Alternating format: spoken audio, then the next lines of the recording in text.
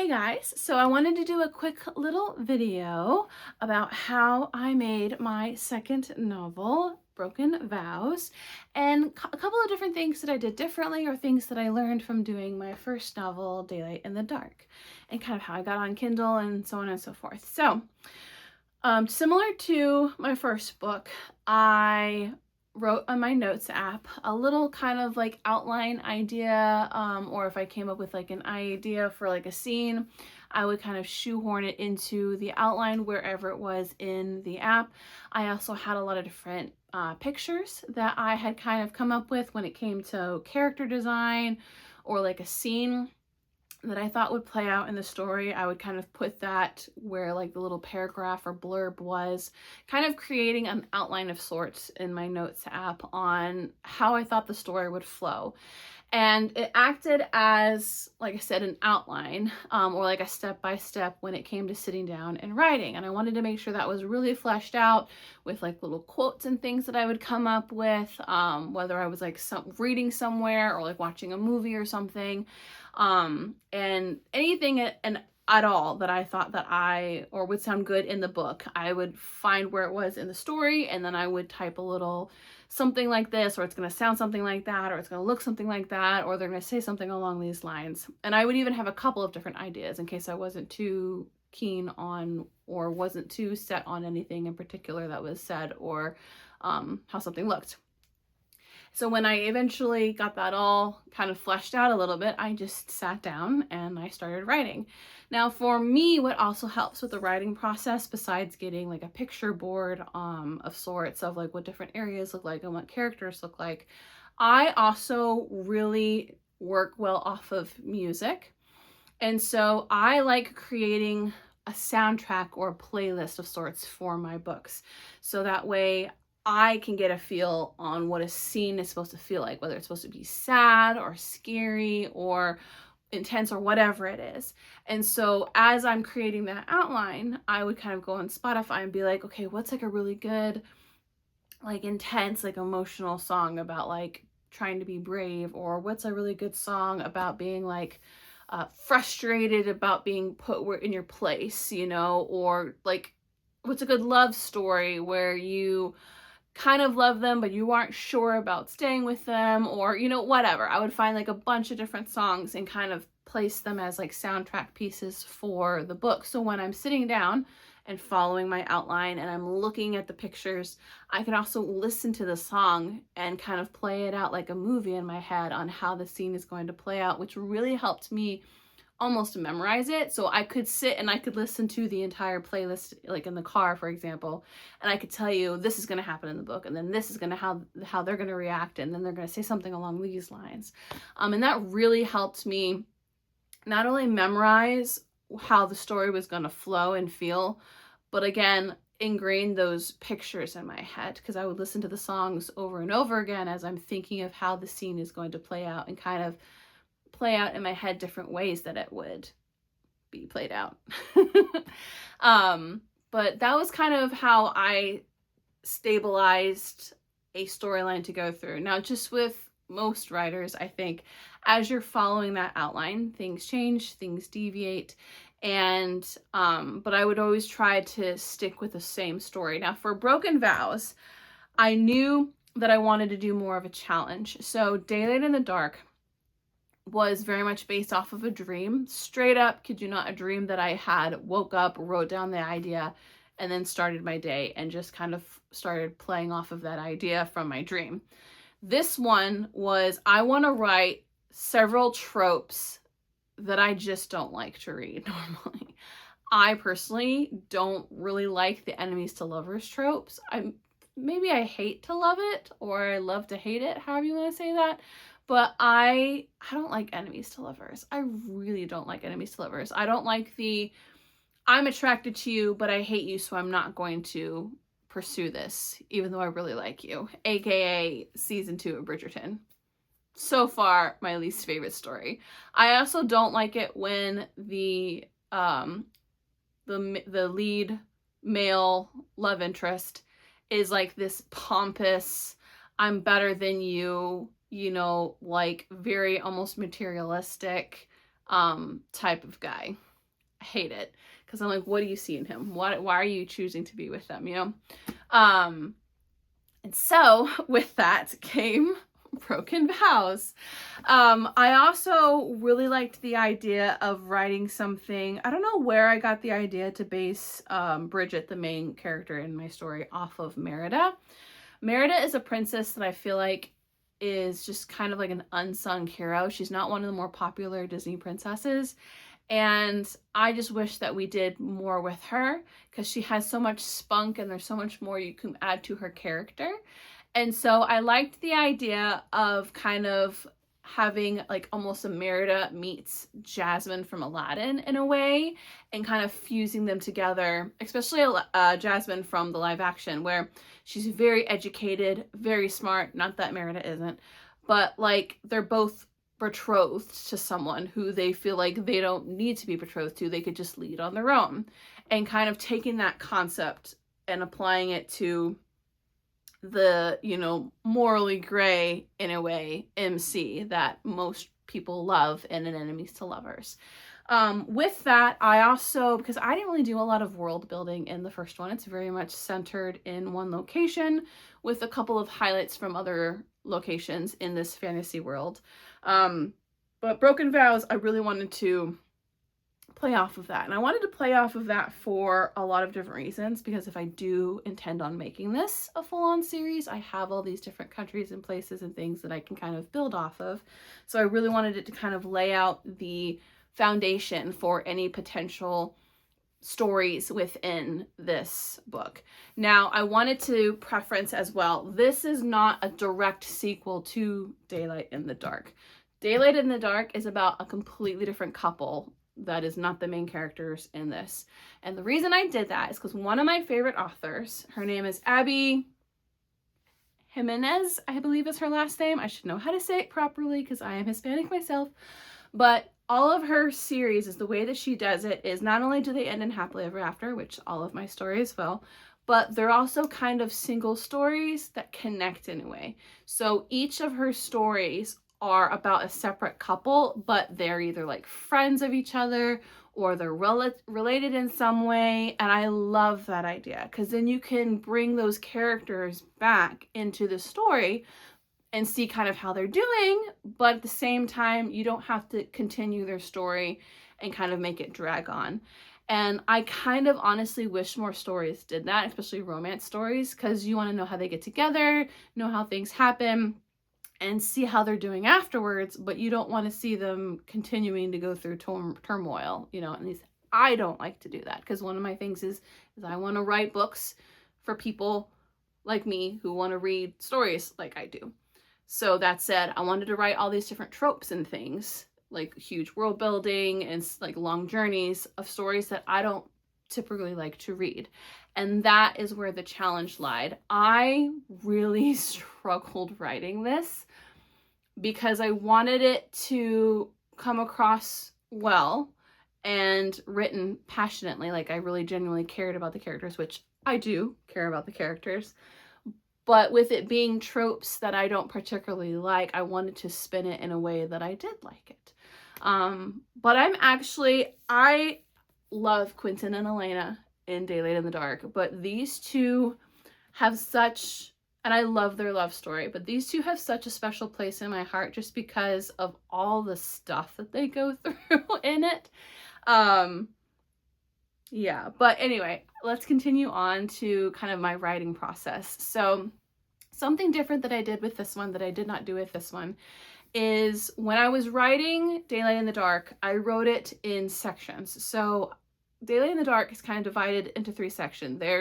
They meet, they write letters to each other long distance, and then after the letters, them getting back together again. So I finished one section, reread it, kind of made sure it was perfect, and then moved on to the next section, so on and so forth, and then read the whole thing all through again to kind of brush through it with a fine-tooth comb.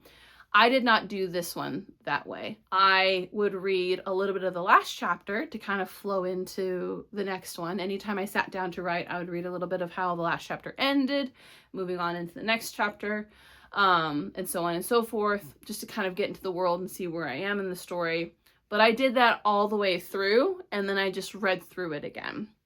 Now, what I did do that I liked is I actually had made a first draft, like hard copy, paperback version of the book. And I had it sent to my mom editor. My mom is my editor.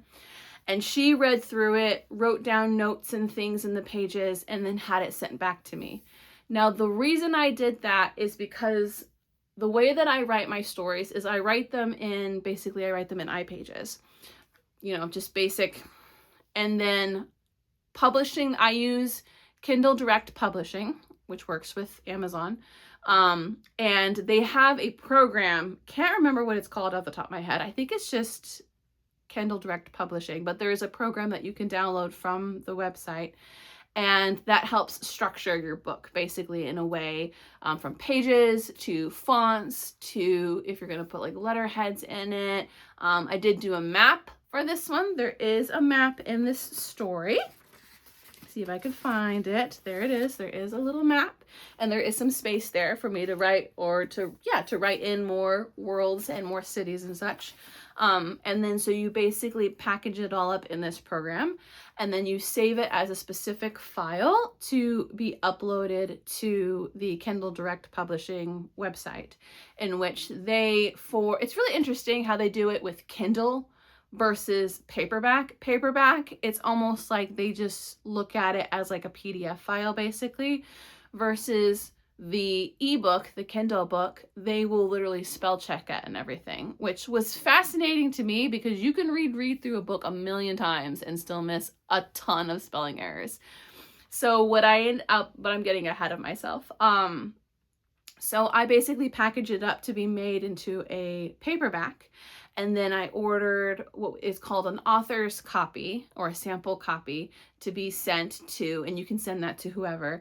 You can send it to yourself, or you can I sent it to my mom, and then she read through it and then literally just mailed it back to me. And then I basically built off of that file whatever her notes were. Now with the Kindle, I had basically two separate files. I had one Kindle Direct published file that was for paperback, and then one Kindle Direct file that was for ebook, because an ebook is set up differently than a paperback is. For example, you're going to have the cover of the book for an ebook kind of in the front page. You're not going to really have that in a paperback. You're going to have a title page. And anyway, I used the ebook spell check to apply all those little errors on what page they were on and everything to my paperback.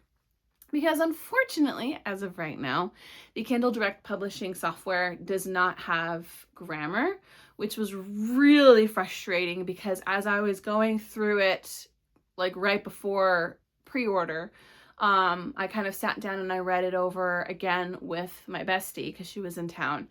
And we discovered multiple slight errors where there would be a space that was like too many spaces basically, or there would be a spot where I forgot to remove a period, like where I got rid of a sentence, or like the difference between there and there, like things where it's like the word is spelled correct, but it's not the right version of the word. So frustrating. But one thing that I did is, and I wonder if it's in this book. So one of the issues that I ran into when I was making Daylight in the Dark, or when I was publishing it basically, is having issues knowing which book is, I don't think it's on here, knowing which book was which version. Because I had an issue where I had an issue where I kept updating or uploading the wrong file, even though, because it wasn't saving properly. So even though the file that I clicked on to send there was the correct date, because I dated every time I modified the file, the file that it wasn't sticking, basically. And there is a way, by the way, in case you're like, well, how did you not check? There is a way to go in and to check and see which version, because it gives you like a preview before you submit it to be uploaded to either the ebook or the paperback. But the best way that I used is basically in the copyright page. I wrote edition 1, edition 2, edition 3. So this is edition 5. This actually is not the final because it doesn't have the little bow and arrow down there at the bottom. The final copy does have a little bow and arrow at the bottom. This copy is also ever so slightly darker than the final copy is. But that was basically my little tag of like, okay, I've updated it a 5th time. So this is edition 5. And then when we finally got down to the final edition, I can't remember whatever it has written is the final edition. But if I ever went in and edited it, because fun fact, you can still go back in and edit it. So if I ever decided, for example, to update the cover, I can edit the cover, upload that, and then I can go into the copyright page, into the manuscript basically, and I can change that so that way I know that this is a newer edition of the book, which I think is really cool. But anyway, I pretty much did that, just going over it over and over and over again. And what I liked is talking with my bestie, who's my beta reader. Sorry if the light's being weird. My cat is sitting right here and he keeps moving the window, or the curtain in the window. Something that I liked about my writing in this story versus the first one is there were less errors than there were when I was writing Daylight in the Dark, both grammatically and just how things were structured and such, which I highly appreciated because I don't use AI. I don't use AI to do my drawings. I draw them by hand. I designed this cover art myself. I don't use AI to do any of my writing. I may ask, like my Amazon Echo, I'll be like, does this sentence sound right? You know? But besides that, like, I don't look to AI when it comes to anything creative. I will look for research and things, and sometimes there's an AI image on Pinterest.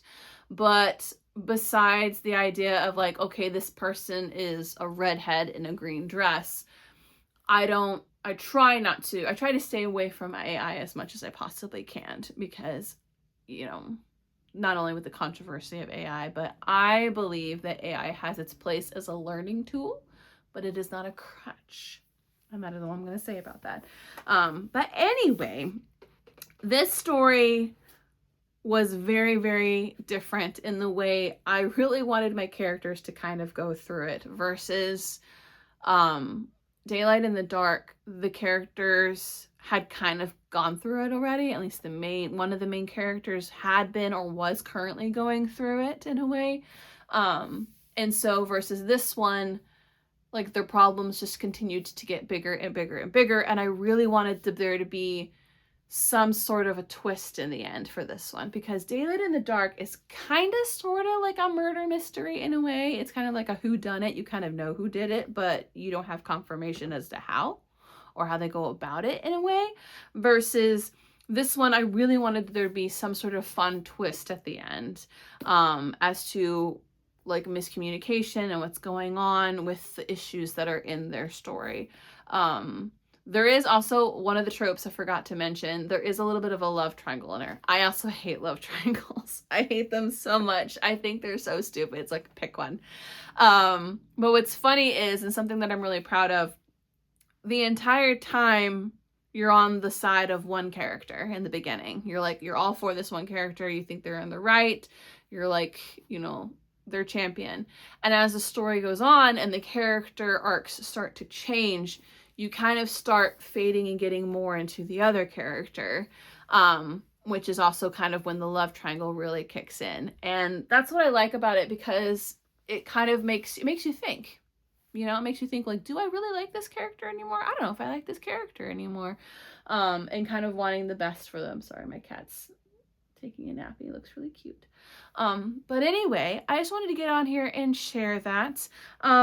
When it comes to, oh, and I forgot to mention, so before I submitted my manuscript to Amazon, I did take the first draft, and because it was pretty much the core of the story, what the names were going to be, so on and so forth.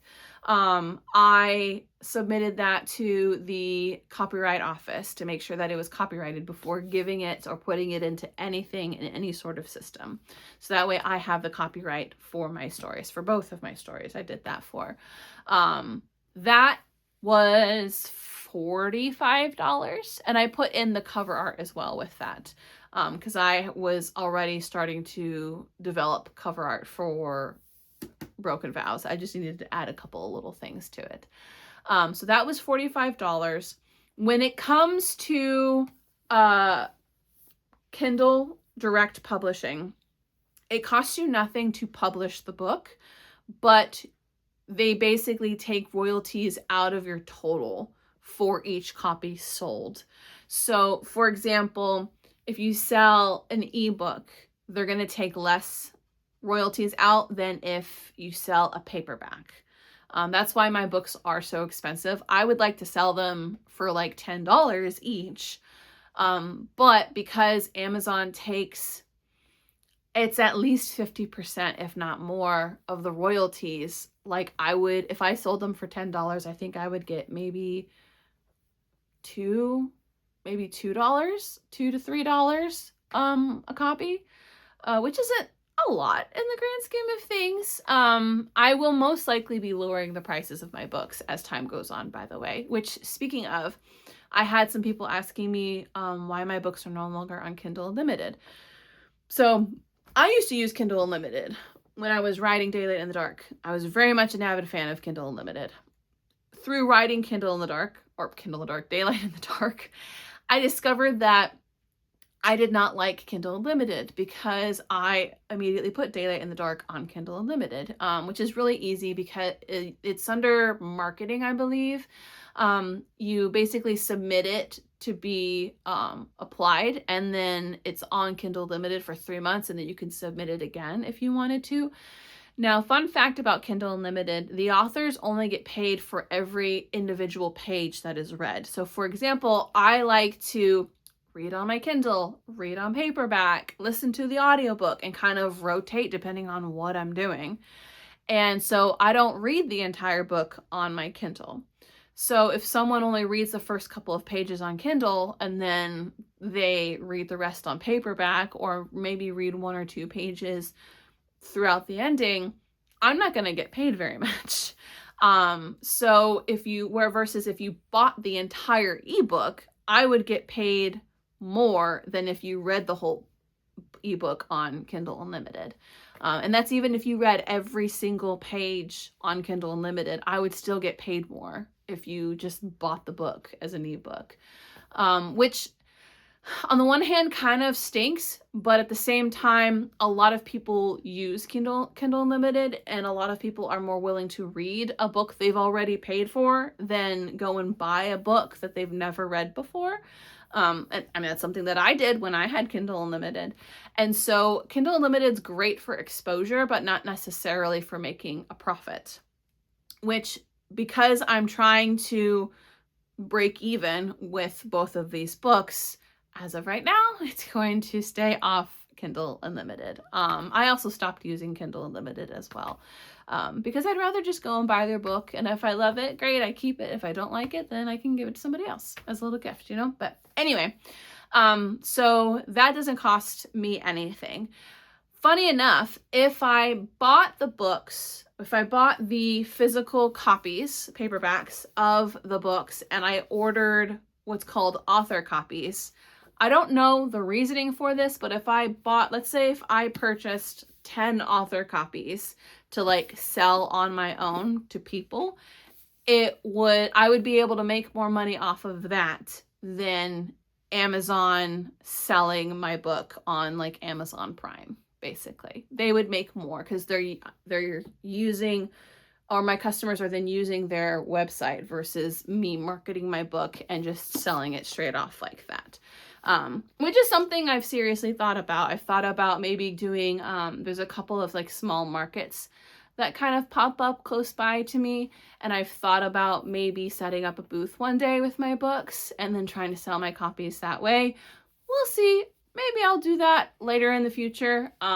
or like selling my copies directly like from my friends and doing it that way versus telling them to go on Amazon and purchase the book. But that's also a lot harder because then you have to like keep the book and like hope it doesn't get damaged in shipping and such. But anyway, that is pretty much how the process has gone for both of my books.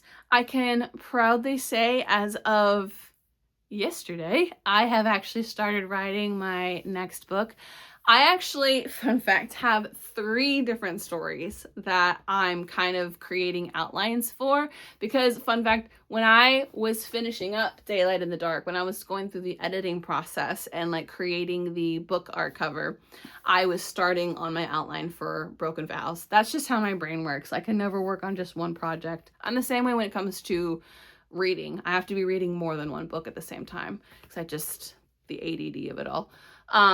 But I have 3 different stories that I'm currently working on. One I've actually started writing that I plan on publishing first before the others because of the subject matter and like time frame for something coming out here soon.